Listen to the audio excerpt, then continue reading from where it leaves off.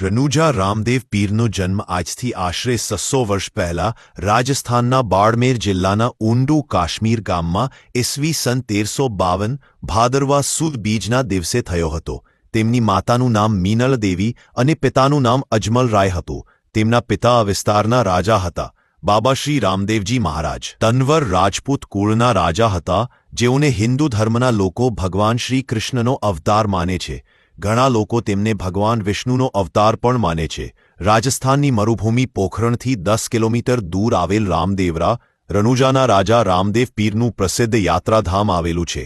અહીં રામદેવ પીરની સમાધિ છે. રાજસ્થાન સમગ્ર ભારત અને વિદેશોમાં પણ રામદેવ પીરને કૃષ્ણ નકલંગજી કે કલ્કી અવતાર માનનાર અનેક ભક્તો છે. આજે પણ લાખોની સંખ્યામાં શ્રદ્ધાળુઓ ભક્તો તેમના મંદિરોમાં દર્શનાર્થે આવે છે. ખાસ કરીને રાજસ્થાન ને ગુજરાતમાં તેમના મંદિરો વધુ જોવા મળે છે અને આ બે રાજ્યોમાં તેમના ભક્તોની સંખ્યા પણ વધુ છે. ભાદરવા સુદ બીજને દિવસે રામદેવ પીરની જન્મજયંતિ મનાવવામાં આવે છે. ઇતિહાસમાં તેના પુરાવાઓ છે કે મક્કાથી 5 મુસ્લિમ પીર બાબા રામદેવ પીરની ખ્યાતિ સાંભળી તેમની પરીક્ષા કરવા આવ્યા હતા. તેમને રામદેવ પીર બાબાના પરચાઓનો જાતે અનુભવ કર્યો અને બાબાને રામશાહ પીરનું નવું નામ આપ્યું. ત્યારથી મુસ્લિમ લોકો પણ બાબા રામદેવ પીરને એ જ માન અને આદરથી પ્રભુપદે ગણે છે.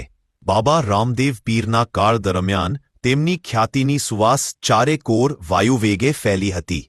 શ્રી રામદેવ પીર બાબા દરેક માનવી પછી તે ધનવાન હોય કે ગરીબ, ઉચ્ચ હોય કે નિમ્ન, બધાને સમાન ગણતા અને તેમના ભક્તોને પણ એવો જ બોધ આપતા.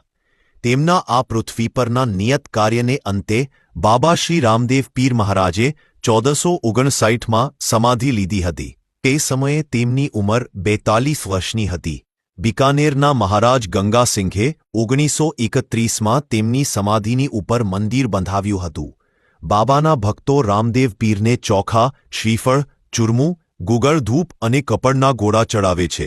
તેમની સમાધિ રાજસ્થાનના રામદેવરા પાસે આવેલી છે.